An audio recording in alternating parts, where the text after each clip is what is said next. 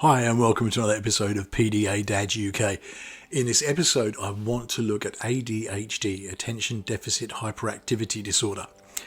It's something that's come into our lives in recent times. Part of the diagnostic process for my daughter has been that through observation and reports from schools and from us as parents, that CAMS have identified that ADHD is very likely a part of what my daughter struggles with. ADHD is actually remarkably common, and it's something that's very frequently a co-morbid condition alongside autism. So by that I mean it's something that's diagnosed alongside autism.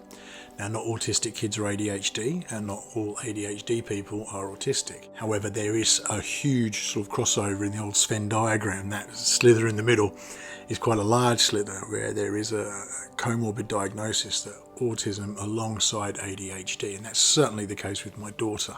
My daughter really struggles with focusing for any length of time at all. So we tried going to see films at the cinema in the past, and I don't think we've ever sat through an entire movie. Even when she was dying to see Frozen when it came out and we took her to see that, she couldn't stay in the seat long enough for it to be worthwhile doing for her. She was up and going to the toilet and coming back and wanting to get up. She just can't sit still for that length of time. We get it in the house. She can't really chill out for a day. We've really struggled with lockdown in many ways because we're forced to kind of be in these four walls for extended periods of time. And if she doesn't get to go out and exercise and run off some of that energy, she gets really frustrated. And on the days that we've been having to do that, we know by the afternoon we're probably going to have some behavioural challenges, simply because she's just all this pent up energy and frustration and anxiety, and there's no way to let it out in a constructive way.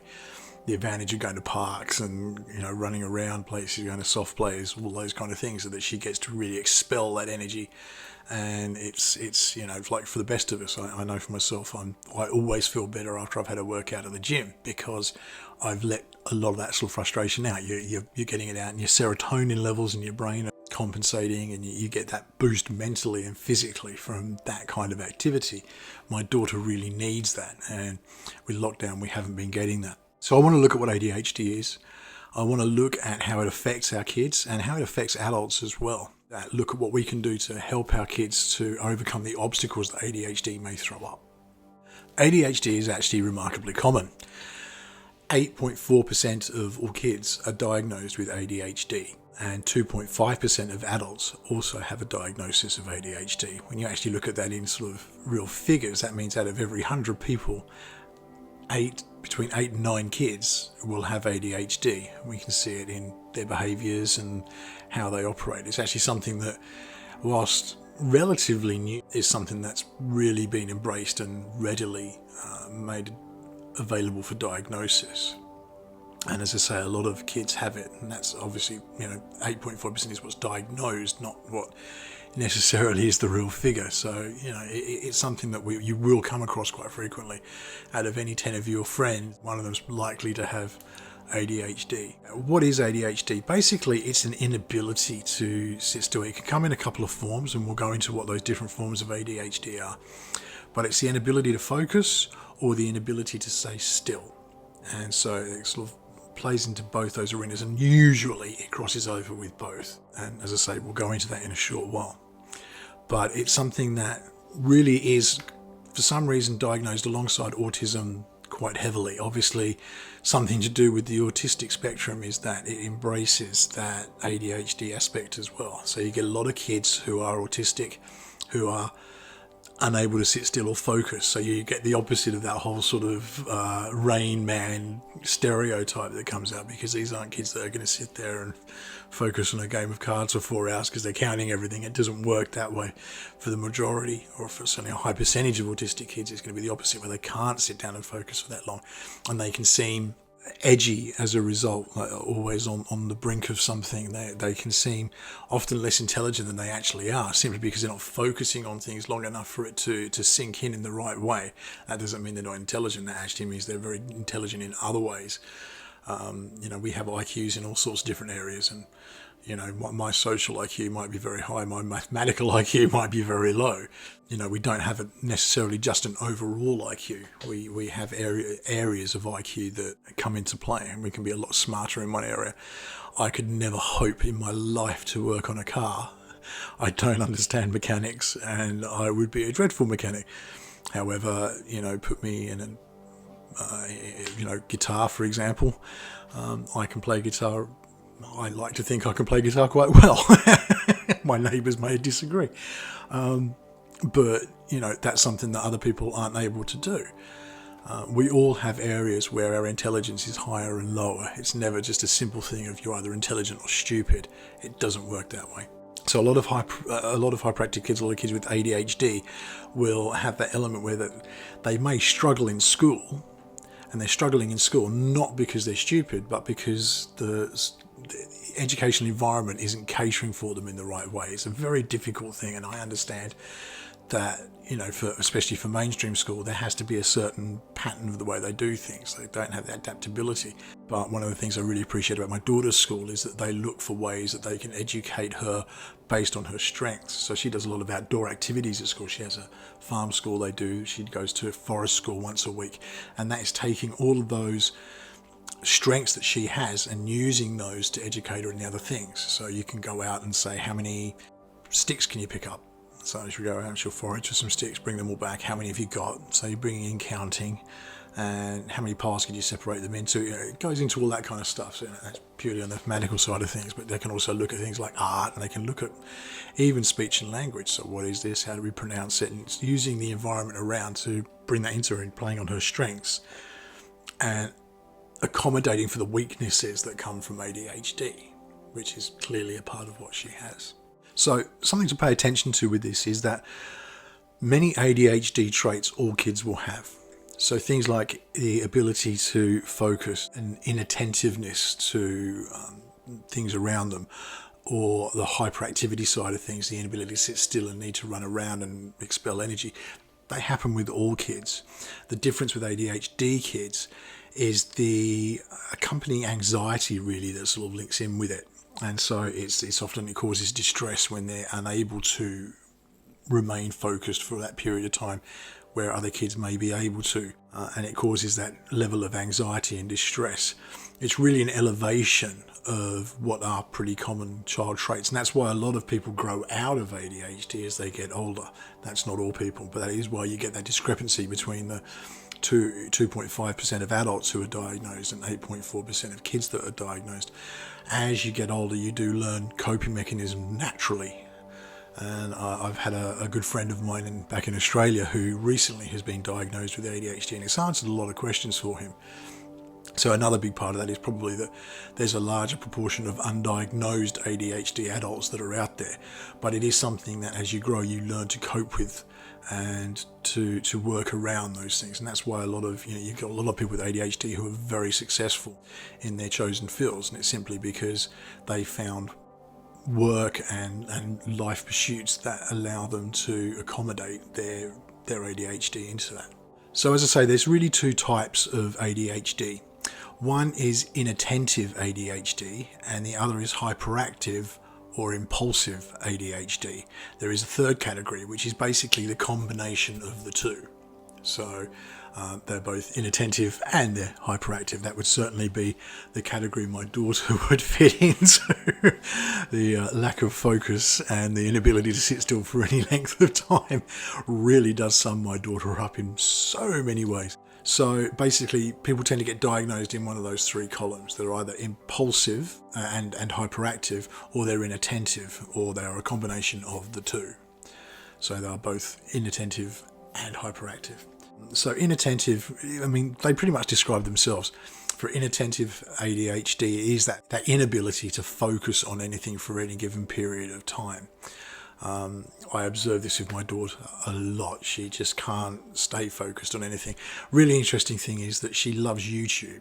And part of that is that she can flick between YouTube things. They tend to be short, bit piece information. So she can consume a 5-minute episode or something and then flick to the next thing because it's containing that attention into small pockets. And she can watch YouTube for quite a long time, but that's because she's watching different things on YouTube, and so she's remaining engaged and focused because there's always something new and fresh coming up. She can't watch movies. Very rarely will my daughter sit through a whole movie. And even if she can watch the whole film from start to finish, it won't be in one go. She'll need to get up. She'll need to go and get some snacks. She'll need to go to the loo. She'll need to run around for a bit. She'll need to do something while she's doing it. She very rarely can just lie and watch. And it's almost a sign that something else is wrong. She might be coming down with a cold or a flu or something like that, simply because you can see by her activities that she's just laying there. That's not normal for her, and we know that there's something probably further on that we need to be aware of. So there's a number of different traits that really come along with both types of autism, or all three types. So we'll start with the inattentive type, and we'll look at the different traits that really do come out from that. The first is the lack of ability to pay close attention to details and seem to make mistakes and be very forgetful. That obviously is due to the fact that they're unable to focus on anything for a long period of time. So what appears to be carelessness or maybe something that's rushed is just that they need to move on to the next thing. I mean, that feeds into staying focused on tasks. So ADHD people will struggle with sitting through lectures, sitting through an entire film, sitting through classes or anything like that. So, that strong period of focus is something that is very challenging. An interesting one is that they don't seem to be listening when they're spoken to, and this is certainly something that we can see in our home. When we try and tell my daughter something, she will be distracted. She'll often just interrupt with other information that's completely unrelated, and it's that ADHD attentiveness that is just, it pushes you in a different direction.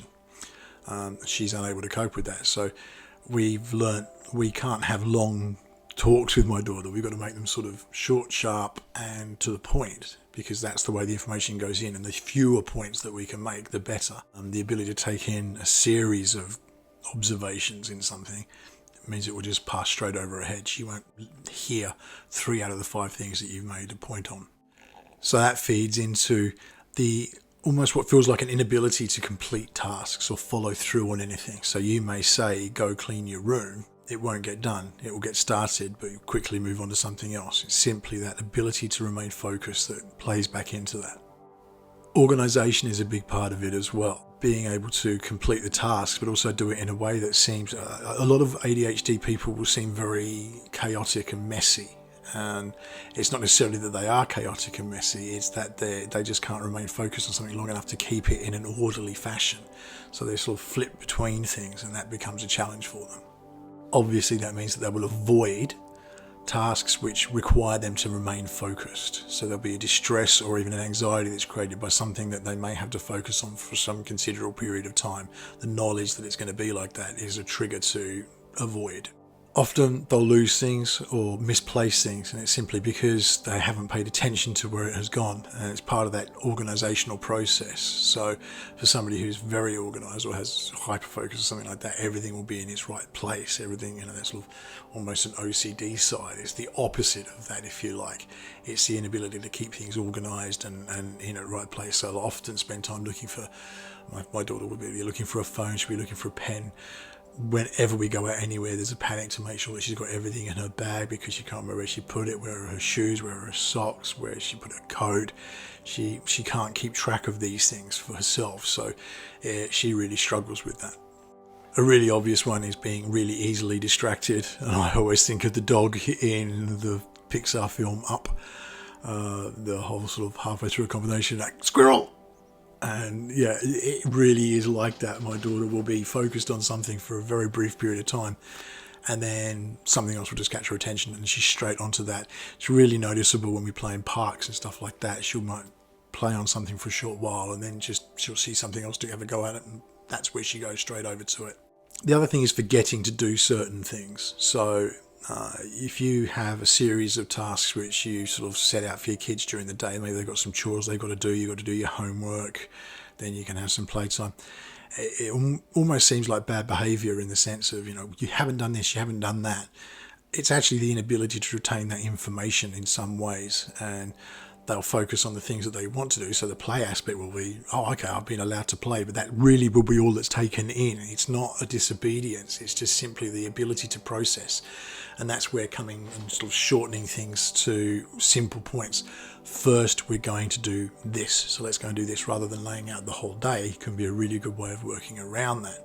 And I mean, it can come into things like returning phone calls and stuff like that. They just may get forgotten. Returning a message, sending something to you, let me know when you're there and message me.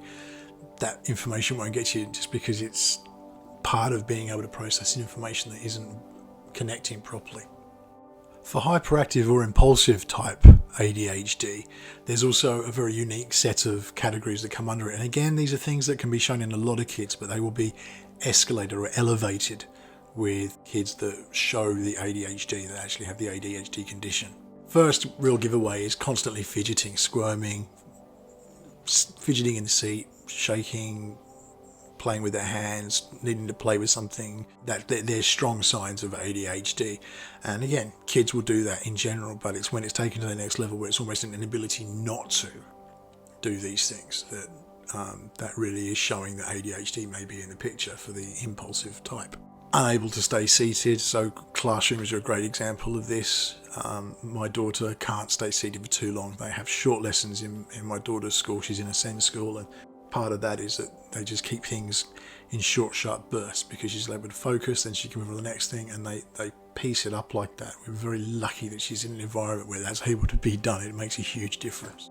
Running and climbing where inappropriate are really clear signs as well. Certainly something that my daughter did from a very early age. I've mentioned in previous episodes about my daughter being a runner at a young age. She used to just run off. That's that complete impulsiveness, sudden decision, and I'm gone. And she'd climb things, climb up sort of rock faces. We'd go down to the beach and she'd be halfway up the rock face and you're trying to get her down safely, putting herself in some very precarious and dangerous situations simply because it's that impulsive thing. That's what she wants to do. And the awareness of danger that comes around from that isn't really there and isn't being processed. Quietness. My daughter is unable to do many things quietly. She will talk through it. She verbally stims as it is. So part of her stimming is that she'll often sing and she's often talking. She just gabbers away about some really strange things sometimes. It's very cute, but she just needs to do that. But that constant need to be vocal and noisy during play, shouting, screaming at it. And again, kids do that. You go to a soft play, bring your defenders because it's going to be loud because all kids do that. The difference with ADHD is that it's elevated almost. So it's it ties into my daughter's PDA, that need for control, but it's shouting above everybody else and being louder than and more assertive than everybody else. Obviously, with hyperactivity and impulsiveness, there's the always on the go aspect, never being able to sort of just sit down and relax. If they're constantly active and unable to sit down and just chill for any period of time, again, it's a strong sign of ADHD being in the picture. Blurting out answers and being unable to let the conversation progress in an organic fashion. So they need to interrupt and constantly be having a go or saying their piece and be heard. Again, it's a difficult one with kids. All kids interrupt. Can you see daddy's talking? Well, sometimes it's not about that. For my daughter, it's the inability to recognize that and the need to, that's on her mind now and she needs to address that now. I mean, that translates into things like being unable to wait in line, wanting to push in front. Having to wait in line is a real issue. We went to Butlins for a holiday last year. We didn't get to go this year, funnily enough, with isolation and lockdown. But we had to get what they call the beeline pass, which meant that we didn't have to have long queue times. That was an integral part of what we did because we wouldn't have gone without that. Having to queue to go into a show for an hour before it, which is really what a lot of Butlins is for some reason, we couldn't do that. My daughter couldn't cope. She'd be terrorising the place and we'd never be able to get into the show after that because she'd just be buzzing. So that inability to wait their turn, if you like, it's that impulsiveness. And it strikes me that a lot of ADHD is about the knowledge is subconscious knowledge that they'll lose that information if they don't act on it immediately. And so the ability to sort of push in front of, I want this now, it's almost a fear that they're going to miss out because they know subconsciously that they're not going to necessarily remember it in a few minutes' time. So how can we make life easier for our kids who have ADHD in the mix of their condition or who are ADHD? It's just simply in instructions. Base things down and use them one at a time. Don't try and give a series of instructions. I had a friend back in Australia whose son was ADHD back when it was very new on the list of things that they used to diagnose. And one of the things that she noted was that if she gave her son a series of instructions, he'd follow the first couple, would always forget the last one. Even if she only given 2 instructions, he'd do the first and he'd miss the second. If she gave 3, he'd do the first 2, but he couldn't hang on to the third instruction. And it wasn't a disobedience, it wasn't a carelessness. It was simply that he was unable to process those final instructions. His brain didn't hang on to the information in the same way. So by giving information in piecemeal, so a bit at a time, if you've got something you want to achieve, I'm going to use the example of tidying a room. Going to tidy your room, put away your clothes, I want your shelves tidied up and I want all the crisp packets out from behind the bed. That's not going to get done. You're better off going, first thing we want to do is let's get all these clothes off the floor and leave that as the task set in hand. Then move on to the next task. Once that's completed, great. Now, if we can look at your shelves, and once that's completed, can we get all the rubbish out and put it in the bin? That way you're achieving what you need to achieve and what he or she needs to achieve, but you're doing it in a way that they're able to process it. And it also plays into that inability to stay focused on anything for any length of time. What you're essentially doing is taking what is a 1-hour job, cleaning your bedroom, into a series of short jobs. So therefore it plays into the ability to stay focused on something for a short period of time. By giving it piecemeal, you're taking away the big picture of it being one big task and you're condensing it into a series of short tasks that they're going to be able to process. We find we need to get out. I'm really glad that with this lockdown that we've got at the moment, we don't have to completely remain in the home. We can go out for decent exercise. I can take my daughter up to the moors or something like that we have near us. She needs to get out and about. It's bad for her mental health. If she doesn't, it's bad for all her mental health because we then have to deal with all the challenging behaviours that come from her inability to cope with being trapped in the house like that.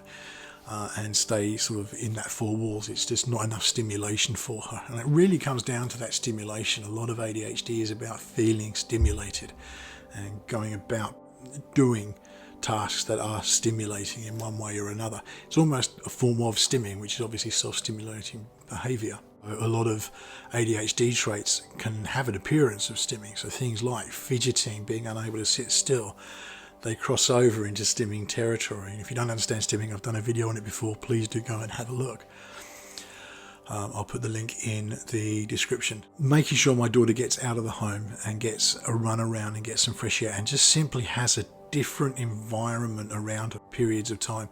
And it can be as simple as, let's go in the garden for 10 minutes. Let's get out of just these 4 walls and get out in the garden. It might be, do you want to go up to your bedroom for a short while? We have difficulty with that because my daughter needs constant monitoring due to other conditions, co-morbid conditions that she has. But she needs to be able to be stimulated by a different environment. And so that's something that can really help. If you're wanting to relax, things like YouTube, we've now got a TV that has YouTube built into it. And that's been a real help. It's really frustrating at the same time for us as we're constantly sort of something different flashing up. And for me, it's just like, oh, can we focus on something for a short period of time, please? But for my daughter, that's what she needs. She likes to be able to flick between the different things and be able to consume it in that way.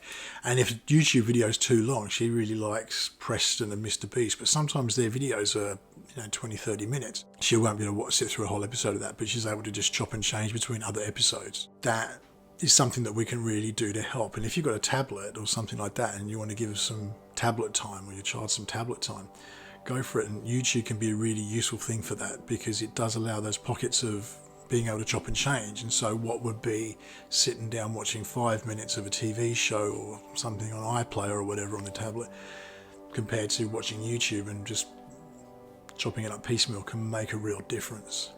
Sleep environments are really important, and that's something that I've really found for my daughter. I've done an episode on sleep health and melatonin. Again, the link will be in the description. Making sure that we have a good bedtime routine has been so integral for helping my daughter through these issues, not simply ADHD, but the autism and the PDA that come along with it. If we don't have a good night's sleep, we're going to pay for it the next day. So having a really good bedtime routine is so important. Please do check that video out. It is worth watching. The other thing that we found is just encouraging my daughter and letting her know she's accepted for who she is. The fact that she has these conditions, she has the autism, she has PDA, she has ADHD, they're who she is. They are part of her, and we don't want to change who she is. And letting her know that she's accepted and loved for who she is in herself makes a huge difference. And when I failed at that, and we all fail at that, I'm sure, at some point or another, and I certainly know I have, when I've just got too frustrated or can't deal with this right now, thank you, please stop, or when I get into that, I always feel so guilty afterwards, because it's who she is. She can't help a lot of this stuff. The difficulty is the line between what she can help and what she can't, and her knowing how to manipulate that situation. But again, that's just part of who she is. But we have to she keeps us on our toes, shall we say, in quite a definite way.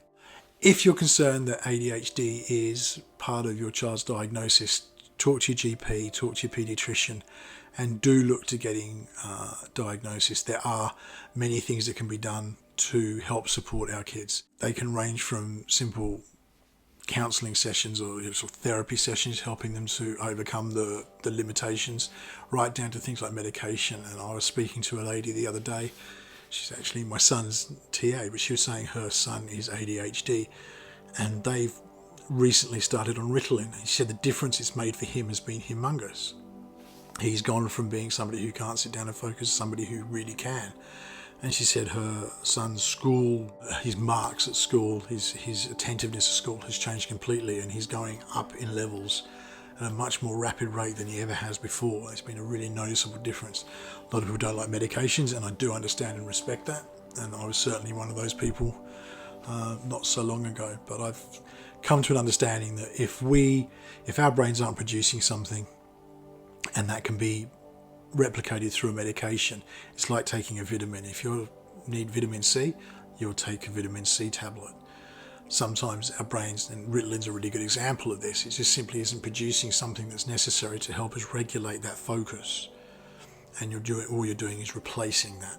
There's obviously a lot more to it, and it goes a lot deeper. However, on a basic level, that's what we're doing. And if something's going to help my daughter to be able to focus, then I'll be very happy to do it. At least try it. And if it's not working, then it goes. But that's a decision for every parent to make for themselves, for their child, and make with their child even, something that they can be brought into that decision-making process. That's really all I had to say. Thank you for tuning in. I'd love to hear your comments. If you've got ADHD and you have got ways that you've learned to deal with it as an adult, and things that you can recommend for other parents to help with their kids, please do chuck them in the comments. Other people do read them. They're a great way of getting your information out there so that it can be shared.